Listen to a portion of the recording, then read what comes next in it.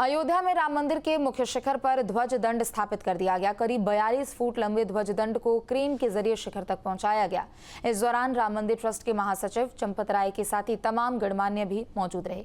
उधर दूसरी ओर अयोध्या में श्रद्धालुओं की बढ़ती संख्या को देखते हुए एयरपोर्ट की तर्ज पर बस टर्मिनल के निर्माण की भी तैयारी है। रिपोर्ट देखिए।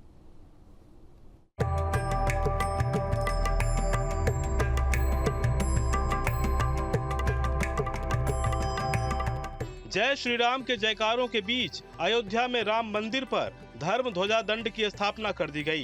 तस्वीरों में देख सकते हैं कि किस तरह क्रेन के माध्यम से धर्म ध्वजा को मंदिर के शिखर तक पहुंचाया गया और फिर इंजीनियर्स की टीम ने धर्म ध्वजा दंड को स्थापित किया। 14 अप्रैल को मुख्य शिखर पर कलश की स्थापना की गई थी। अब धर्म ध्वजा दंड की स्थापना के बाद मंदिर को पूर्णता मिल गई है। वैशाख शुक्ल द्वितीया परशुराम जयंती मंगलवार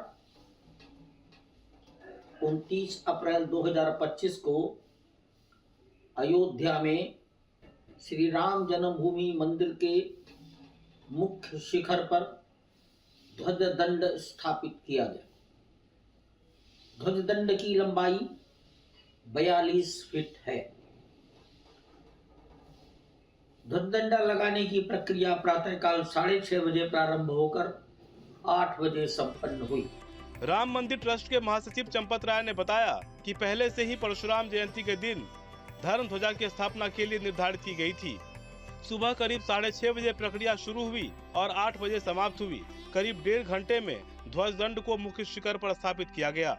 ध्वज दंड की लंबाई 42 फुट है, जिसका वजन करीब 5 टन है। इस मौके पर ध्वज दंड निर्माता कंपनी के साथ साथ इंजीनियर्स और एक्सपर्ट की बड़ी टीम मौके पर मौजूद रही। 160 फीट की ऊंचाई पर शिखर के पास इंजीनियर मौजूद रहे। 2 क्रेन की सहायता से ध्वज दंड को ट्रॉला के ऊपर से उठाया गया और धीरे धीरे वर्टिकल खड़ा किया गया, जिसके बाद टावर क्रेन के माध्यम से ध्वज दंड को शिखर पर स्थापित कर दिया गया। ध्वज दंड लगने के बाद अब मंदिर की ऊंचाई 201 फीट हो गई है। 160 फीट की ऊंचाई पर शिखर के पास लार्सन टुब्रो टाटा ट्रस्ट के इंजीनियर्स ऊपर चढ़कर वहां उपस्थित रहे। 2 क्रेन की सहायता से ध्वज दंड को ट्रॉला के ऊपर से उठाया गया। धीरे धीरे वर्टिकल खड़ा हो गया और टावर क्रेन के माध्यम से वह शिखर पर अपने स्थान पर स्थापित हो गया। यह प्रक्रिया 8 बजे पूर्ण हो गई।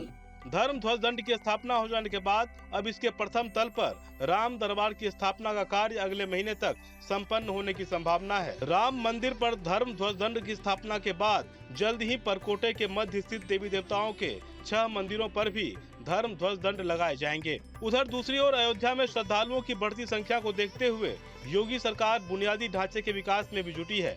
अयोध्या में अब एयरपोर्ट की तर्ज पर बस टर्मिनल के निर्माण की तैयारी है। करीब 250 करोड़ की लागत से अयोध्या में बस टर्मिनल का निर्माण किया जाएगा। बस टर्मिनल को मंदिर मॉडल में तैयार किया जाएगा। बस टर्मिनल को एयरपोर्ट की तर्ज पर विकसित किया जाएगा, जिसमें श्रद्धालुओं की सुविधा के लिए मॉल से लेकर होटल तक की व्यवस्था होगी। नया बस टर्मिनल अयोध्या धाम के धार्मिक महत्व को ध्यान में रखते हुए तैयार किया जाएगा, जिससे यहाँ आने वाले देश विदेश के श्रद्धालुओं को भव्य और आध्यात्मिक वातावरण का अनुभव हो सके। परिवहन मंत्री दयाशंकर सिंह ने इस बारे में जानकारी साझा की। परिवहन मंत्री ने बताया कि अयोध्या में नए बस स्टेशन के निर्माण के लिए जमीन का अधिग्रहण पूरा कर लिया गया है। अब जल्द ही इसके निर्माण का काम भी शुरू हो जाएगा।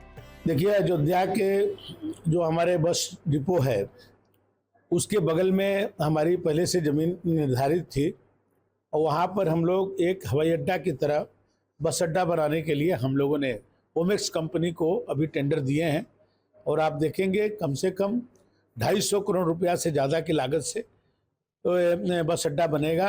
और मैं ये कह सकता हूँ कि अयोध्या की सबसे खूबसूरत जो भवन होगा उस तरह का भवन जिसमें अयोध्या का लुक भी आपको देखने को मिलेगा और उसको बनाने के लिए हम लोगों ने ओमेक्स कंपनी को दिए हैं, जिसमें मॉल भी होगा, जिसमें होटल भी होगा।